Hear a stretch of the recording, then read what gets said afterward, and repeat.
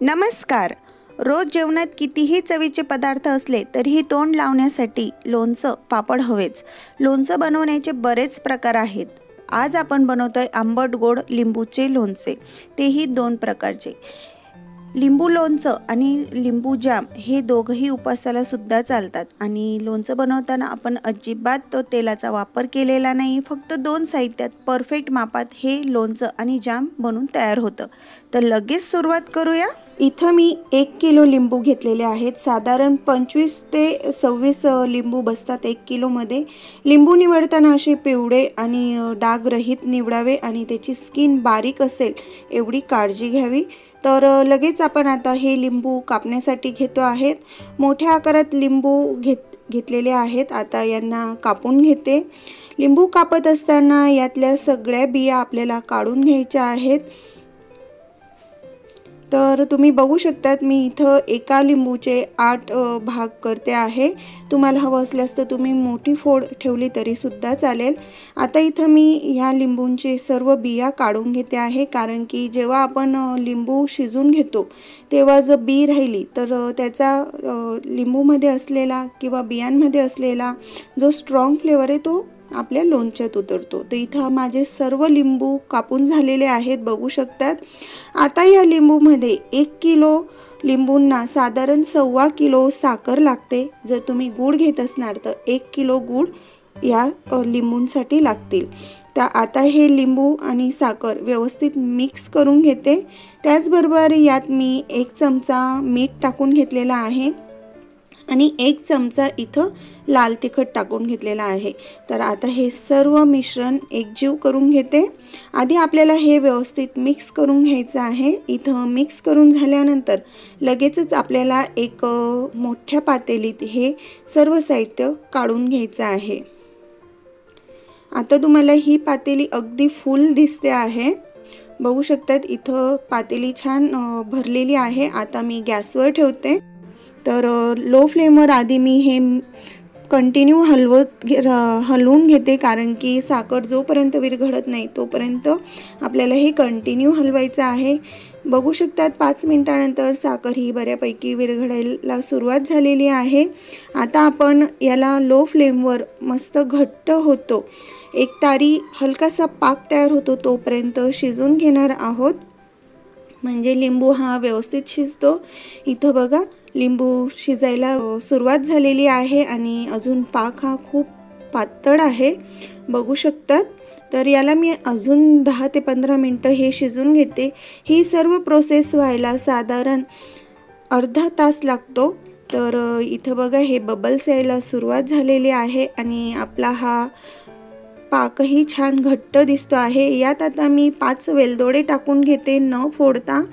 त्याचबरोबर यात मी थोडी दालचिनी जी आहे ती जाडसर वाटून घेतलेली आहे, कुटून घेतलेली आहे, ती सुद्धा टाकून देते. तर आता आपण एकदा चेक करूया की इथे 1 तारी हलकासा पाक झालेला आहे का. तर बघू शकतात इथं हलकंसं तार तुटते, म्हणजे परफेक्ट आपलं इथं लोणचं बनवून तयार झालेलं आहे. गॅस बंद करूया आणि रूम टेम्परेचरवर गार होऊ देऊया. गार झाल्यावर तुम्ही बघू शकतात मस्त रंग आलेला आहे. अगदी ट्रान्सपरंट असं हे लोणचं दिसतं आहे. परफेक्ट इथं हे आपलं लिंबूचं लोणचं बनून तयार झालेलं आहे. तर लगेच दुसरी रेसिपी बनवायला सुरुवात करूया.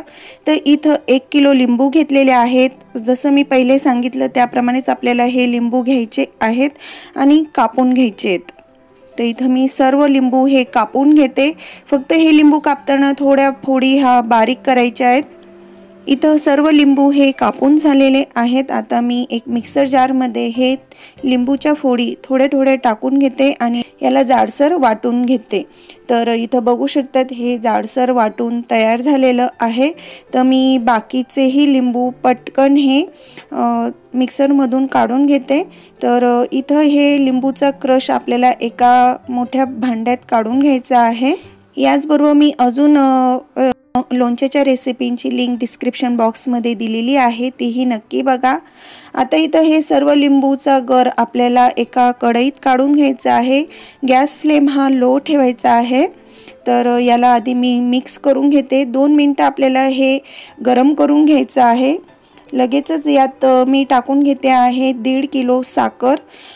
लिंबूच्या लोणच्यापेक्षा आपल्याला जामला साखर थोडी जास्त लागते, कारण की आपण इथं हे लिंबूच्या फोडी क्रश करून घेतलेल्या आहेत, त्यामुळे यातला जो सालीमधला जो स्ट्रॉंग फ्लेवर आहे तो सुद्धा ह्या लोणच्यामध्ये ह्या जाममध्ये उतरतो। त्यासाठी थोडी साखर आपण जास्त वापरतो आहे।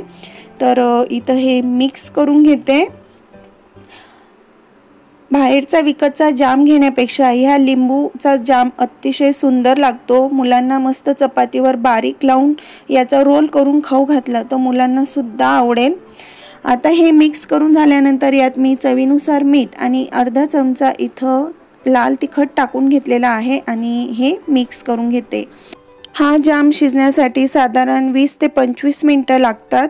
तर थोड्या वेळाने तुम्ही बघू शकतात इथं साखर विरघळायला सुरुवात झालेली आहे। इथं आपल्याला अजिबात एकतारी पाक बनवायचा नाहीये। हलकंसं ट्रान्सपरंट दिसायला लागलं म्हणजे इथं हे परफेक्ट जाम बनून तयार होतं। तर बघा दोघं बोटांवर घेतल्याने हे अगदी स्मूथ लागतंय, म्हणजे आपलं इथं जाम परफेक्ट झालेला आहे। गॅस बंद करते आणि यात अर्धा चमचा जायफळ आणि वेलचीची पूड ही टाकून घेते आहे। रूम टेम्परेचरवर गार झाल्यानंतर बघू शकतात हा जाम परफेक्ट बनून तयार झालेला आहे, अतिशय सुंदर रंगामध्ये आणि तितकाच छान चवीमध्ये। तर इथं हा पूर्ण गार झाल्यानंतर याला आपण एका काचेच्या बरणीत भरायचा आहे। साधारण 1.5-2 वर्ष हा जाम आणि लिंबूचे लोणचे व्यवस्थित टिकतं, न बुरशी लागता। कशी वाटली ही रेसिपी मला कमेंट्स करून नक्कीच सांगा। रेसिपी आवडली तर आपल्या मित्रमैत्रिणींमध्ये ही रेसिपी नक्कीच शेअर करा आणि अजूनपर्यंत आपल्या चॅनलला जर सबस्क्राईब केलं नसेल तर नक्कीच सबस्क्राईब करा आणि बेल आयकॉनला प्रेस करून ठेवा नवीन रेसिपींच्या अपडेटसाठी। भेटूया।